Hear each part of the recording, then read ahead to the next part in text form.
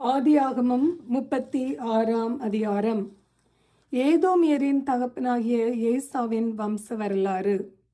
ஏசா கானான் தேசத்து பெண்களில் ஏத்தியனான ஏலோனின் குமாரத்தியாகிய ஆதாளையும், ஏவியனாகிய சிபினோனின் குமாரத்தியும், ஆனாகின் குமாரத்தியுமாகிய அகோலிபாமாளையும், இஸ்மவேலின் குமாரத்தையும் நெபாயோத்தின் சகோதரியுமாகிய பஸ்மாத்தையும் விவாகம் பண்ணியிருந்தான்.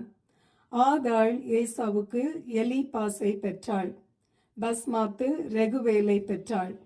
அகோலிபாமாள் எயூஷையும் யாலாமையும் கோராகையும் பெற்றாள். இவர்களே ஏசாவுக்கு கானான் தேசத்திலே பிறந்த குமாரர். ஏசா தன் மனைவிகளையும் தன் குமாரரையும் தன் குமாரத்திகளையும் தன் வீட்டிலுள்ள யாவரையும் தன் ஆடு மாடுகளையும் மற்ற ஜீவ ஜந்துக்கள் யாவையும் தான் கானான் தேசத்திலே சம்பாதித்த ஆஸ்தி முழுவதையும் சேர்த்து கொண்டு தன் சகோதரனாகிய யாக்கோபை விட்டு பிரிந்து வேறே தேசத்துக்கு போனான். அவர்களுடைய சம்பத்து மிகுதியாயிருந்தபடியினால் அவர்கள் ஒருமித்து குடியிருக்க கூடாமற் போயிற்று. அவர்களுடைய மந்தைகளின் நிமித்தமாய் அவர்கள் தங்கியிருந்த பூமி அவர்களை தாங்க கூடாதா இருந்தது. ஆதலால் ஏசா சேயீர் மலையில் குடியேறினான். ஏசாவுக்கு ஏதோம் என்றும் பெயர். சேயீர் மலையில் இருக்கிற ஏதோமியருடைய தகப்பனாகிய ஏசாவின் சந்ததிகளும் ஏசாவின் குமாரருடைய நாமங்களும் ஆவன. ஏசாவின் மனைவியாகிய ஆதாளுடைய குமாரனுக்கு எலிபாஸ் என்று பெயர். ஏசாவின் மனைவியாகிய பஸ்மாத்தினுடைய குமாரனுக்கு ரெகுவேல் என்று பெயர். எலிபாஸின் குமாரன் தேமான், ஓமார், செப்போ, சக்தாம், கேனாஸ் என்பவர்கள். திம்னாள் ஏசாவின் குமாரனாகிய எலிபாசுக்கு மறுமனையாட்டியாயிருந்து எலிபாசுக்கு அமலேக்கை பெற்றான். இவர்களே ஏசாவின் மனைவியாகிய ஆதாளுடைய புத்திரர். ரெகுவேலுடைய குமாரர் நகாத், செராகு, சம்மா, மீசா என்பவர்கள். இவர்களே ஏசாவின் மனைவியாகிய பஸ்மாத்தின் புத்திரர். சிமியோனின் குமாரத்தியும் ஆனாகின் குமாரத்தியுமான அகோலிபாமாள் என்கிற ஏசாவின் மனைவி எயூஷ், யாலாம், கோராகு என்னும் புத்திரரை ஏசாவுக்கு பெற்றாள். ஏசாவின் குமாரரில் தோன்றிய பிரபுக்களாவன. ஏசாவுக்கு மூத்த மகனாகிய எலிபாசுடைய குமாரரில் தேமான் பிரபு, ஓமார் பிரபு, செப்போ பிரபு, கேனாஸ் பிரபு, கோராகு பிரபு, கத்தாம் பிரபு, அமலேக்கு பிரபு என்பவர்கள். இவர்கள் ஏதோம் தேசத்தில் எலிபாசின் சந்ததியும் ஆதாளின் குமாரருமாயிருந்த பிரபுக்கள். ஏசாவின் குமாரனாகிய ரெகுவேலின் புத்திரரில் நகாத் பிரபு, செராகு பிரபு, சம்மா பிரபு, மீசா பிரபு என்பவர்கள். இவர்கள் ஏதோம் தேசத்தில் ரெகுவேலின் சந்ததியும் ஏசாவின் மனைவியாகிய பஸ்மாத்தின் குமாரருமாயிருந்த பிரபுக்கள். ஏசாவின் மனைவியாகிய அகோலிபாமாளின் குமாரர் எயூஷ் பிரபு, யாலாம் பிரபு, கோராகு பிரபு என்பவர்கள். இவர்கள் ஆனாகின் குமாரத்தியும் ஏசாவுடைய மனைவியுமாகிய அகோலிபாமாளின் சந்ததியாயிருந்த பிரபுக்கள். இவர்களே ஏதோம் என்னும் ஏசாவின் சந்ததி. இவர்களே அவர்களிலிருந்த பிரபுக்கள். இந்த தேசத்தின் குடிகளாகிய ஓரியனான சேயீரின் குமாரர் லோத்தான், சோபால், சிபியோன், ஆனாகு, திஷோன், ஏத்சேர், திஷான் என்பவர்கள். இவர்களே ஏதோம் தேசத்தில் சேயீரின் புத்திரராகிய ஓரியருடைய சந்ததியாயிருந்த பிரபுக்கள். லோத்தானுடைய குமாரர் ஓரி, ஏமாம் என்பவர்கள். லோத்தானின் சகோதரி திம்னாள் என்பவள். சோபாலின் குமாரர் அல்வான், மானகாத், ஏபால், செப்போ, ஓனாம் என்பவர்கள். சிபியோனின் குமாரர் அயர், ஆனாகு என்பவர்கள். வனாந்திரத்திலே தன் தகப்பனாகிய சிபேயோனின் கழுதைகளை மேய்க்கையில் கோவேறு கழுதைகளை கண்டுபிடித்த ஆனாகு இவன்தான். ஆனாகின் பிள்ளைகள் திஷோன், அகோலிபாமாள் என்பவர்கள். இந்த அகோலிபாமாள் ஆனாகின் குமாரத்தி. திஷோனுடைய குமாரர் எம்தான், எஸ்பான், இத்தரான், கெரான் என்பவர்கள். ஏத்சேருடைய குமாரர் பில்கான், சுகவான், அக்கான் என்பவர்கள். திஷானுடைய குமாரர் ஊத்ஸ், அரான் என்பவர்கள். ஓரியரின் சந்ததியில் தோன்றிய பிரபுக்கள் லோத்தான் பிரபு, சோபால் பிரபு, சிபியோன் பிரபு, ஆனாகு பிரபு, திஷோன் பிரபு, ஏத்சேர் பிரபு, திஷான் பிரபு என்பவர்கள். இவர்களே சேயீர் தேசத்திலே தங்கள் தங்கள் இடங்களில் இருந்த ஓரியர் சந்ததியான பிரபுக்கள். இஸ்ரவேல் புத்திரர் மேல் ராஜாக்கள் அரசாளுகிறதற்கு முன்னே ஏதோம் தேசத்திலே ஆண்ட ராஜாக்கள் ஆவன. பேயேருடைய குமாரனாகிய பேலா ஏதோமிலே அரசாண்டான். அவனுடைய பட்டணத்திற்கு தின்காபா என்று பேர். பேலா மரித்த பின் போஸ்ரா பட்டணத்தானாகிய சேராகுடைய குமாரனாகிய யோவாப் அவன் பட்டணத்திற்கு வந்தான். யோபாப் மரித்த பின் தேமானிய தேசத்தானாகிய ஊஷாம் அவன் பட்டத்திற்கு வந்தான்.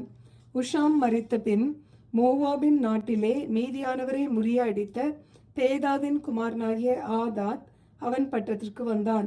அவனுடைய பட்டணத்திற்கு ஆவித் என்று பேர். ஆதாத் மரித்த பின் மஸ்கேரா ஊரானாகிய சம்லா அவனுடைய பட்டத்திற்கு வந்தான். சம்லா மரித்த பின் அங்கே இருக்கிற நதிக்கு சமீபமான ரெகோபோத் என்னும் ஊரானாகிய சவுல் அவனுடைய பட்டத்திற்கு வந்தான். சவுல் மரித்த பின் அக்போருடைய குமாரனாகிய பாகால் கானான் அவனுடைய பட்டத்திற்கு வந்தான். அக்போருடைய குமாரனாகிய பாகால் கானான் மரித்த பின் ஆதார் அவனுடைய பட்டத்திற்கு வந்தான். அவனுடைய பட்டணத்திற்கு பாகு என்று பெயர். அவன் மனைவியின் பெயர் மெகேதலேபேல். அவள் மத்ரேத்துடைய குமார்த்தியும் மேசகாவின் குமார்த்தியுமாயிருந்தாள். தங்கள் பற்பல வம்சங்களின்படியேயும் வாசஸ்தலங்களின்படியேயும் நாமதேயங்கள் படியேயும் ஏசாவின் சந்ததியில் தோன்றிய பிரபுக்களுடைய நாமங்களாவன: திம்னா பிரபு, அல்வா பிரபு, ஏதேத் பிரபு, அகோலிபாமா பிரபு, ஏலா பிரபு, பினோன் பிரபு, கேனாஸ் பிரபு, தேமான் பிரபு, மிப்சார் பிரபு, மத்தியேல் பிரபு, ஈராம் பிரபு. இவர்களே தங்கள் சொந்தமான தேசத்திலே பற்பல இடங்களில் குடியிருந்த ஏதோம் சந்ததி பிரபுக்கள். இந்த ஏதோமியருக்கு தகப்பன் ஏசா. ஆதியாகமம் 36 அதிகாரம் நிறைவு பெறுகிறது. ஆதியாகமம் 37 அதிகாரம். யாக்கோபு தன் தகப்பன் தங்கியிருந்த கானான் தேசத்திலே குடியிருந்தான். யாக்கோபுடைய சன்னதியின் வரலாறு. யோசேப்பு 17 வயதிலே தன் சகோதரருடனே ஆடுகளை மேய்த்து கொண்டிருந்தான். அந்த இளைஞன் பில்கால் சில்பால் என்னும் தன் தகப்பனுடைய மறுமனையாட்டிகளின் குமாரருடைய இருந்து அவர்களுடைய துன்மார்க்கத்தை தன் தகப்பனுக்கு சொல்லி வருவான். இஸ்ரவேலின் முதிர் வயதிலே யோசேப்பு தனக்கு பிறந்ததினால் இஸ்ரவேல் தன் குமாரர் எல்லாரிலும் அவனை அதிகமாய் நேசித்து அவனுக்கு பல வருணமான அங்கியை செய்வித்தான். அவனுடைய சகோதரர் எல்லாரிலும் அவனை தங்கள் தகப்பன் அதிகமாய் நேசிக்கிறதை அவன் சகோதரர் கண்டபோது அவனோட பட்சமாய் பேசாமல் அவனை பகைத்தார்கள். யோசேப்பு ஒரு சொப்பனம் கண்டு அதை தன் சகோதரருக்கு அறிவித்தான். அது நிமித்தம் அவனை இன்னும் அதிகமாய் பகைத்தார்கள். அவன் அவர்களை நோக்கி, நான் கண்ட சொப்பனத்தை கேளுங்கள். நாம் வயலில் அறுத்த அரிகளை கட்டி கொண்டிருந்தோம். அப்பொழுது என்னுடைய அரிக்கட்டு நிமிர்ந்திருந்தது, உங்கள் அரிக்கட்டுகள் என் அரிக்கட்டை சுற்றி வணங்கி நின்றது என்றான். அப்பொழுது அவன் சகோதரர் அவனை பார்த்து, நீ எங்கள் மேல் துரைத்தனம் பண்ணுவாயோ, நீ எங்களை ஆளப் போகிறாயோ என்று சொல்லி அவனை அவன் சொப்பனங்களின் நிமித்தமும் அவன் வார்த்தைகளின் நிமித்தமும் இன்னும் அதிகமாய் பகைத்தார்கள். அவன் வேறொரு சொப்பனம் கண்டு தன் சகோதரரை நோக்கி, நான் இன்னும் ஒரு சொப்பனத்தை கண்டேன். சூரியனும் சந்திரனும் 11 நட்சத்திரங்களும் என்னை வணங்கினது என்றான். இதை அவன் தன் தகப்பனுக்கும் தன் சகோதரருக்கும் சொன்னபோது அவன் தகப்பன் அவனை பார்த்து, நீ கண்ட இந்த சொப்பனம் என்ன? நானும் உன் தாயாரும் உன் சகோதரரும் தரை மட்டும் குனிந்து உன்னை வணங்க வருவோமோ என்று அவனை கடிந்து கொண்டான். அவன் சகோதரர் அவன் மேல் பொறாமை கொண்டார்கள். அவன் தகப்பனோ அவன் சொன்னதை மனதிலே வைத்து கொண்டான். பின்பு அவன் சகோதரர் சீகேமிலே தங்கள் தகப்பனுடைய ஆடுகளை மேய்க்க போனார்கள். அப்பொழுது இஸ்ரவேல் யோசேப்பை நோக்கி, உன் சகோதரர் சீகேமிலே ஆடுகளை மேய்க்கிறார்கள் அல்லவா, உன்னை அவர்களிடத்துக்கு அனுப்ப போகிறேன், வா என்றான். அவன் இதோ போகிறேன் என்றான். அப்பொழுது அவன், நீ போய் உன் சகோதரருடைய சேமம் எப்படி என்றும் ஆடுகள் எப்படி இருக்கிறது என்றும் பார்த்து எனக்கு மறு செய்தி கொண்டு வா என்று அவனுக்கு சொல்லி எபிரோன் பள்ளத்தாக்கிலே இருந்து அவனை அனுப்பினான். அந்தபடியே அவன் சீகேமுக்கு போனான். அப்பொழுது ஒரு மனிதன் அவன் வெளியே வழி தப்பி திரிகிறதை கண்டு, என்ன தேடுகிறாய் என்று அவனை கேட்டான். அதற்கு அவன், என் சகோதரரை தேடுகிறேன், அவர்கள் எங்கே ஆடு மேய்க்கிறார்கள் சொல்லும் என்றான். அந்த மனிதன், அவர்கள் இவ்விடத்திலிருந்து போய்விட்டார்கள், தோத்தானுக்கு போவோம் என்று அவர்கள் சொல்ல கேட்டேன் என்றான். அப்பொழுது யோசேப்பு தன் சகோதரரை தொடர்ந்து போய் அவர்களை தோத்தானிலே கண்டுபிடித்தான். அவர்கள் அவனை தூரத்தில் வரக்கண்டு அவன் தங்களுக்கு சமீபமாய் வரும் முன்னே அவனை கொலை செய்யும்படி சதி ஆலோசனை பண்ணி ஒருவரை ஒருவர் நோக்கி, இதோ சொப்பனக்காரன் வருகிறான், நாம் அவனை கொன்று இந்த குழிகளில் ஒன்றிலே அவனை போட்டு ஒரு துஷ்ட மிருகம் அவனை பட்சித்தது என்று சொல்லுவோம், வாருங்கள், அவனுடைய சொப்பனங்கள் எப்படி முடியும் பார்ப்போம் என்றார்கள். ரூபன் அதை கேட்டு அவனை அவர்கள் கைக்கு தப்புவித்து அவனை அவன் தகப்பனிடத்துக்கு திரும்பவும் கொண்டு போக மனதுள்ளவனாய் அவர்களை நோக்கி, அவனை கொல்ல வேண்டாம், நீங்கள் இரத்தம் சிந்தலாகாது, நீங்கள் அவன் மேல் கை வையாமல் அவனை வனாந்திரத்தில் உள்ள இந்த குழியிலே போட்டு விடுங்கள் என்று சொல்லி இவ்விதமாய் ரூபன் அவனை அவர்கள் கைக்கு தப்புவித்தான். யோசேப்பு தன் சகோதரரிடத்தில் சேர்ந்தபோது யோசேப்பு உடுத்தி கொண்டிருந்த பலவர்ண அங்கே அவர்கள் கலற்றி அவனை எடுத்து அந்த குழியிலே போட்டார்கள். அது தண்ணீர் அல்லாத வெறும் குழியாயிருந்தது. பின்பு அவர்கள் போஜனம் செய்யும்படியாக உட்கார்ந்தார்கள். அவர்கள் தங்கள் கண்களை ஏறெடுக்கும் போது இதோ கீலேயாத்திலிருந்து வருகிற இஸ்மவேலருடைய கூட்டத்தை கண்டார்கள். அவர்கள் எகிப்துக்கு கொண்டு போகும்படி கந்த வர்க்கங்களையும் பிசின் தைலத்தையும் வெள்ளை போலத்தையும் ஒட்டகங்கள் மேல் ஏற்றி கொண்டு வந்தார்கள். அப்பொழுது யூதா தன் சகோதரரை நோக்கி, நாம் நம்முடைய சகோதரனை கொன்று அவன் இரத்தத்தை மறைப்பதனால் லாபம் என்ன? அவனை இந்த இஸ்மவேலருக்கு விற்று போடுவோம், வாருங்கள், நமது கை அவன் மேல் படாதிருப்பதாக, அவன் நம்முடைய சகோதரனும் நம்முடைய மாம்சமுமாய் இருக்கிறானே என்றான். அவன் சகோதரர் அவன் சொல்லுக்கு இணங்கினார்கள். அந்த வர்த்தகரான மீதியானர் கடந்து போகிற போது அவர்கள் யோசேப்பை அந்த குழியிலிருந்து தூக்கி எடுத்து அவனை இஸ்மவேலர் கையில் 20 வெள்ளிக்காசுக்கு விற்று போட்டார்கள். அவர்கள் யோசேப்பை எகிப்திற்கு கொண்டு போனார்கள். பின்பு ரூபன் அந்த குழியினிடத்துக்கு திரும்பி போன போது யோசேப்பு குழியில் இல்லை என்று கண்டு தன் வஸ்திரங்களை கிழித்து கொண்டு தன் சகோதரரிடத்துக்கு திரும்பி வந்து, இளைஞன் இல்லையே, ஐயோ, நான் எங்கே போவேன் என்றான். அவர்கள் யோசேப்பின் அங்கியை எடுத்து ஒரு வெள்ளாட்டுக்கடாவை அடித்து அந்த அங்கியை இரத்தத்திலே தோய்த்து பல வருணமான அந்த அங்கியை தங்கள் தகப்பனிடத்துக்கு அனுப்பி, இதை நாங்கள் கண்டெடுத்தோம், இது உம்முடைய குமாரன் அங்கியோ அல்லவோ பாரும் என்று சொல்ல சொன்னார்கள். யாக்கோபு அதை கண்டு, இது என் குமாரனுடைய அங்கிதான், ஒரு துஷ்ட மிருகம் அவனை பட்சித்து போட்டது, யோசேப்பு பேருண்டு போனான் என்று புலம்பி தன் வஸ்திரங்களை கிழித்து தன் அறையில் இருட்டு கட்டி கொண்டு அநேக நாள் தன் குமாரனுக்காக துக்கித்து கொண்டிருந்தான். அவனுடைய குமாரர் குமாரத்திகள் எல்லாரும் அவனுக்கு ஆறுதல் சொல்ல வந்து நின்றார்கள். ஆனாலும் அவன் ஆறுதலுக்கு இடம் கொடாமல், நான் துக்கத்தோடே என் குமாரனிடத்தில் பாதாளத்துக்கு இறங்குவேன் என்றான். இவ்விதமாய் அவனுடைய தகப்பன் அவனுக்காக அழுது கொண்டிருந்தான். அந்த மீதியானியர் யோசேப்பை எகிப்திலே பார்வோனின் பிரதானியும் தலையாரிகளுக்கு அதிபதியுமாகிய போத்திபார் என்பவனிடத்தில் விற்றார்கள். ஆதியாகமம் 37 அதிகாரம் நிறைவு பெறுகிறது. ஆதியாகமம் 38 அதிகாரம். அக்காலத்திலே யூதா தன் சகோதரரை விட்டு அதுல்லாம் ஊரானாகிய ஈரா என்னும் ஒரு மனிதனிடத்தில் போய் சேர்ந்தான். அங்கே யூதா சூவா என்னும் பேருள்ள ஒரு கானானியனுடைய குமாரத்தியை கண்டு அவளை விவாகம் பண்ணி அவளோட சேர்ந்தான். அவள் கர்ப்பவதியாகி ஒரு குமாரனை பெற்றாள். அவனுக்கு ஏர் என்று பெயரிட்டான். அவள் மறுபடியும் கர்ப்பவதியாகி ஒரு குமாரனை பெற்று அவனுக்கு ஓனான் என்று பெயரிட்டான். அவள் மறுபடியும் கர்ப்பவதியாகி ஒரு குமாரனை பெற்று அவனுக்கு சேலா என்று பெயரிட்டாள். அவள் இவனை பெறுகிற போது அவன் கேசிபிலே இருந்தான்.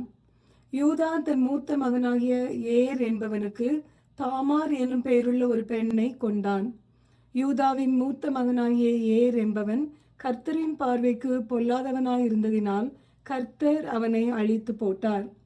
அப்பொழுது யூதா ஓனானை நோக்கி, நீ உன் தமையன் மனைவியை சேர்ந்து அவளை மைத்துன சுதந்திரமாய் படைத்து உன் தமையனுக்கு சந்ததியை உண்டாக்கு என்றான்.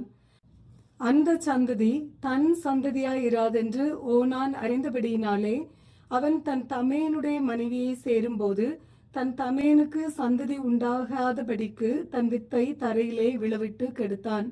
அவன் செய்தது கர்த்தரின் பார்வைக்கு பொல்லாததாயிருந்ததினால் அவனையும் அவர் அழித்து போட்டார். அப்பொழுது யூதா தன் குமாரனாகிய சேலாவும் அவன் சகோதரர் செய்தது போல செய்வான் என்று அஞ்சி தன் மருமகளாகிய தாமாரை நோக்கி, என் குமாரனாகிய சேலா பெரியவனாகும் மட்டும் நீ உன் தகப்பன் வீட்டிலே கைம்பெண்ணாய் தங்கியிரு என்று சொன்னான். அந்தபடியே தாமார் போய் தன் தகப்பன் வீட்டிலே தங்கியிருந்தாள். அநேக நாள் சென்ற பின் சூவாவின் குமாரத்தியாகிய யூதாவின் மனைவி மறைத்தாள். யூதாவினுடைய துக்கம் மாறின பின் அவன் அதுல்லாம் ஊரானாகிய தன் சிநேகிதன் ஈராவுடனே திம்னாவிலே தன் ஆடுகளை மயிர் கத்திரிக்கிறவர்களிடத்திற்கு போனான். அப்பொழுது உன் மாமனார் தம்முடைய ஆடுகளை மயிர் கத்திரிக்க திம்னாவுக்கு போகிறார் என்று தாமாருக்கு அறிவிக்கப்பட்டது. சேலா பெரியவனாகியும் தான் அவனுக்கு மனைவியாக கொடுக்கப்படவில்லை என்று அவள் கண்டபடியால் தன் கைம்பெண்மைக்குரிய வஸ்திரங்களை களைந்து போட்டு முக்காடிட்டு தன்னை மூடிக்கொண்டு திம்னாவுக்கு போகிற வழியில் இருக்கிற நீரூற்றுகளுக்கு முன்பாக உட்கார்ந்தாள். யூதா அவளை கண்டு அவள் தன் முகத்தை மூடியிருந்தபடியால் அவள் ஒரு வேசி என்று நினைத்து அந்த வழியாய் அவளிடத்தில் போய், அவள் தன் மருமகள் என்று அறியாமல், நான் உன்னிடத்தில் சேரும்படி வருவாயா என்றான். அதற்கு அவள், நீர் என்னிடத்தில் சேரும்படி எனக்கு என்ன தருவீர் என்றாள். அதற்கு அவன், நான் மந்தையிலிருந்து ஒரு வெள்ளாட்டுக்குட்டியை அனுப்புகிறேன் என்றான். அதற்கு அவள், நீர் அதை அனுப்பும் அளவும் ஒரு அடைமானம் கொடுப்பீரா என்றாள். அப்பொழுது அவன், நான் உனக்கு அடைமானமாக என்ன கொடுக்க வேண்டும் என்று கேட்டான். அதற்கு அவள், உம்முடைய முத்திரை மோதிரமும் உம்முடைய ஆரமும் உம்முடைய கைக்கோலும் கொடுக்க வேண்டும் என்றாள். அவன் அவைகளை அவளுக்கு கொடுத்து அவளிடத்தில் சேர்ந்தான். அவள் அவனாலே கர்ப்பவதியாகி எழுந்து போய் தன் முக்காட்டை களைந்து தன் கைம்பெண்மைக்குரிய வஸ்திரங்களை உடுத்தி கொண்டாள். யூதா அந்த ஸ்திரீனிடத்தில் இருந்த அடைமானத்தை வாங்கி கொண்டு வரும்படி அதுல்லாம் ஊரானாகிய தன் சிநேகிதன் கையிலே ஒரு வெள்ளாட்டுக்குட்டியை கொடுத்து அனுப்பினான். அவன் அவளை காணாமல் அவ்விடத்து மனிதரை நோக்கி, வழியண்டை நீரூற்றுகள் அருகே இருந்த தாசி எங்கே என்று கேட்டான். அதற்கு அவர்கள், இங்கே தாசி இல்லை என்றார்கள். அவன் யூதாவினிடத்தில் திரும்பி வந்து, அவளை காணோம், அங்கே தாசி இல்லை என்று அவ்விடத்து மனிதரும் சொல்லுகிறார்கள் என்றான்.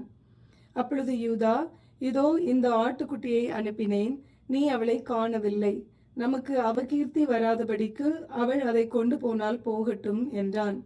ஏறக்குறைய 3 மாதம் சென்ற பின்பு உன் மருமகளாகிய தாமார் வேசித்தனம் பண்ணினாள், அந்த வேசித்தனத்தினால் கர்ப்பவதியுமானாள் என்று யூதாவுக்கு அறிவிக்கப்பட்டது. அப்பொழுது யூதா, அவளை வெளியே கொண்டு வாருங்கள், அவள் சுட்டரிக்கப்பட வேண்டும் என்றான்.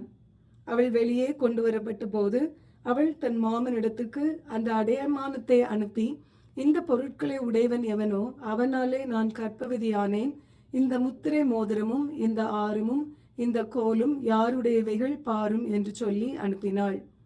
யூதா அவைகளை பார்த்து அறிந்து, என்னிலும் அவள் நீதி உள்ளவள், அவளை என் குமாரனாகிய சேலாவுக்கு கொடாமற் போனேனே என்றான்.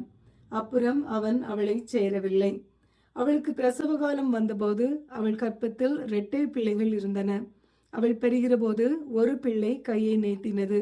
அப்பொழுது மருத்துவச்சி அதன் கையை பிடித்து அதில் சிவப்பு நூலை கட்டி, இது முதலாவது வெளிப்பட்டது என்றாள்.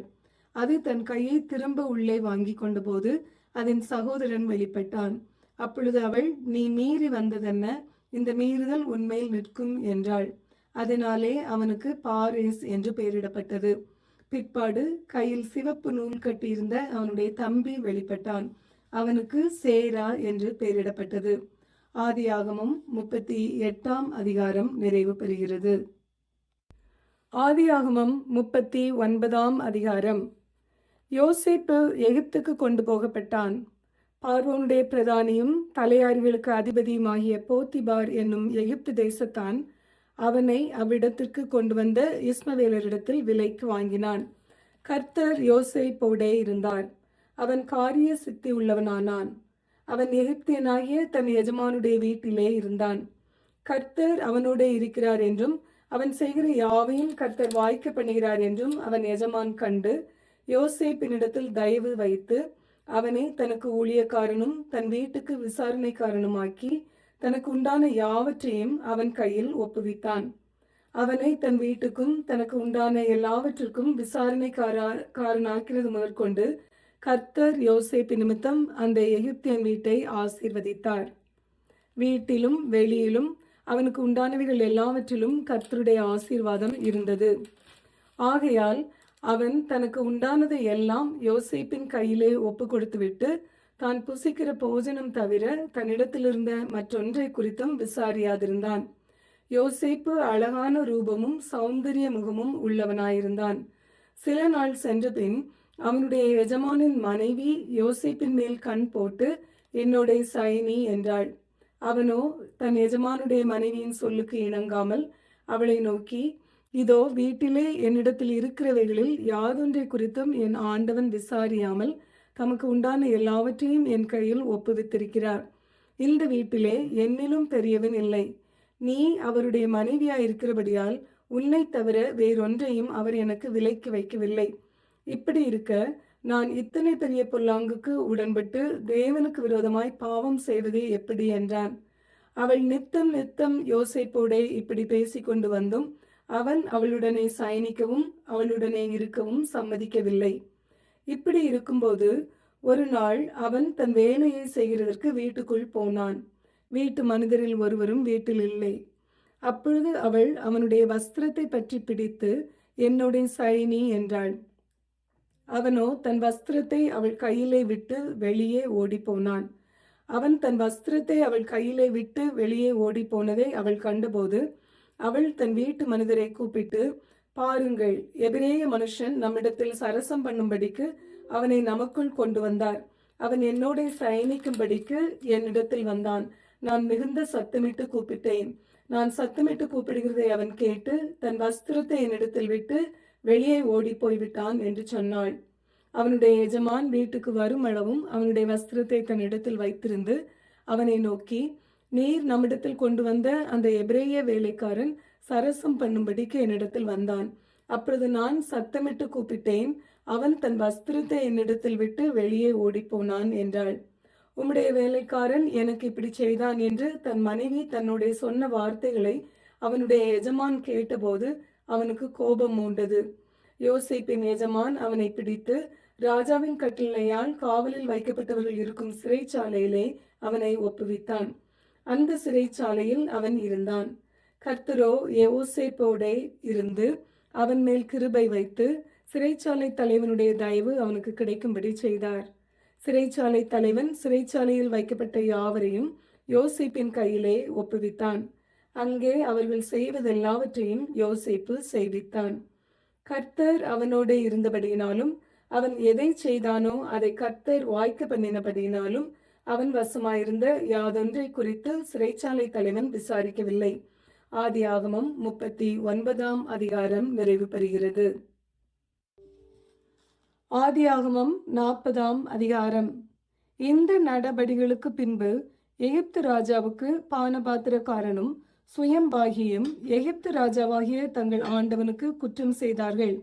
பார்வோன் தன் பானபாத்திரக்காரரின் தலைவனும் சுயம்பாகிகளின் தலைவனும் ஆகிய இவ்விரண்டு பிரதானிகள் மேலும் கடும் கோபம் கொண்டு அவர்களை யோசேப்பு வைக்கப்பட்டிருந்த இடமும் தலையாரிகளின் அதிபதியின் வீடுமாகிய சிறைச்சாலையிலே காவல் பண்ணுவித்தான். தலையாரிகளின் அதிபதி அவர்களை விசாரிக்கும்படி யோசேப்பின் வசத்தில் ஒப்புவித்தான். அவன் அவர்களை விசாரித்து வந்தான். அவர்கள் அநேக நாள் காவலில் இருந்தார்கள். எகிப்து ராஜாவுக்கு பானபாத்திரக்காரனும் சுயம்பாகியுமாகிய அவ்விரண்டு பேரும் சிறைச்சாலையில் இருக்கும்போது ஒரே ராத்திரியிலே வெவ்வேறு பொருள் கொண்ட சொப்பனம் கண்டார்கள். காலமே யோசேப்பு அவர்களிடத்தில் போய் அவர்களை பார்க்கும்போது அவர்கள் கலங்கி இருந்தார்கள். அப்பொழுது அவன் தன் எஜமானுடைய வீட்டில் தன்னுடைய காவல் பண்ணப்பட்டிருந்த பார்வோனுடைய பிரதானிகளை நோக்கி, உங்கள் முகங்கள் இன்று துக்கமாயிருக்கிறது என்ன என்று கேட்டான். அதற்கு அவர்கள், சொப்பனம் கண்டோம், அதற்கு அர்த்தம் சொல்லுகிறவன் ஒருவனும் இல்லை என்றார்கள். அதற்கு யோசேப்பு, சொப்பனத்துக்கு அர்த்தம் சொல்லுதல் தேவனுக்குரியதல்லவா, அவைகளை என்னிடத்தில் சொல்லுங்கள் என்றான். அப்பொழுது பானபாத்திரக்காரரின் தலைவன் யோசேப்பை நோக்கி, என் சொப்பனத்திலே ஒரு திராட்சை செடி எனக்கு முன்பாக இருக்க கண்டேன். அந்த திராட்சை செடியிலே 3 கொடிகள் இருந்தது. அது துளிர்க்கிறதாயிருந்தது. அதில் பூக்கள் மலர்ந்திருந்தது. அதன் குலைகள் பழுத்த பழங்களாயிருந்தது. பார்வோனுடைய பாத்திரம் என் கையிலே இருந்தது. நான் அந்த பழங்களை பறித்து அவைகளை பார்வோனுடைய பாத்திரத்தில் பிழிந்து அந்த பாத்திரத்தை பார்வோனுடைய கையிலே கொடுத்தேன் என்று தன் சொப்பனத்தை சொன்னான். அதற்கு யோசேப்பு, அந்த 3 கொடிகளும் 3 நாளாம். 3 நாளைக்குள்ளே பார்வோன் உன் தலையை உயர்த்தி உன்னை மறுபடியும் உன் நிலையிலே நிறுத்துவார். முன்னே அவருக்கு பானம் கொடுத்து வந்த வழக்கத்தின்படி பார்வோனின் பாத்திரத்தை அவர் கையிலே கொடுப்பாய். இதுதான் அதன் அர்த்தம் என்று சொன்னதுமன்றி, நீ வாழ்வடைந்திருக்கும் போது என்னை நினைத்து என் மேல் தயவு வைத்து என் காரியத்தை பார்வோனுக்கு அறிவித்து இந்த இடத்திலிருந்து என்னை விடுதலையாக்க வேண்டும். நான் எபிரேயருடைய தேசத்திலிருந்து களவாய் கொண்டு வரப்பட்டேன். என்னை இந்த காவல் கிடங்கில் வைக்கும்படிக்கும் நான் இவ்விடத்தில் ஒன்றும் செய்யவில்லை என்றும் சொன்னான். அர்த்தம் நன்றாயிருக்கிறது என்று சுயம்பாகிகளின் தலைவன் கண்டு யோசேப்பை நோக்கி, நானும் என் சொப்பனத்தில் 3 வெள்ளை கூடைகள் என் தலையின் மேல் இருக்க கண்டேன். மேற்கூடையிலே பார்வோனுக்காக சமைக்கப்பட்ட சகலவித பலகாரங்களிலும் கொஞ்சம் கொஞ்சம் இருந்தது. என் தலையின் மேல் கூடையில் இருந்தவைகளை பறவைகள் வந்து பட்சித்தது என்றான். அதற்கு யோசேப்பு, அந்த 3 கூடைகளும் 3 நாளாம். இன்னும் 3 நாளைக்குள்ளே பார்வோன் உன் தலையை உயர்த்தி உன்னை மரத்திலே தூக்கி போடுவார். அப்பொழுது பறவைகள் உன் மாம்சத்தை தின்னும். இதுதான் அதன் அர்த்தம் என்று சொன்னான். 3ஆம் நாள் பார்வோனுடைய ஜன்ம நாளாய் இருந்தது. அவன் தன் ஊழியக்காரர் எல்லாருக்கும் விருந்து பண்ணி பான பாத்திரக்காரருடைய தலைவன் தலையையும் சுயம்பாகிகளுடைய தலைவன் தலையையும் தன் உத்தியோகஸ்தரின் நடுவே உயர்த்தி பானபாத்திரக்காரரின் தலைவனை பானம் கொடுக்கிற தன் உத்தியோகத்திலே மறுபடியும் வைத்தான். அந்தபடியே அவன் பார்வோனுடைய கையிலே பாத்திரத்தை கொடுத்தான். சுயம்பாகிகளின் தலைவனையோ தூக்கி போட்டான். யோசேப்பு அவர்களுக்கு சொன்ன அர்த்தத்தின்படியே சம்பவித்தது. ஆனாலும் பானபாத்திரக்காரரின் தலைவன் யோசேப்பை நினையாமல் அவனை மறந்துவிட்டான். ஆதியாகமம் 40ஆம் அதிகாரம் நிறைவு பெறுகிறது.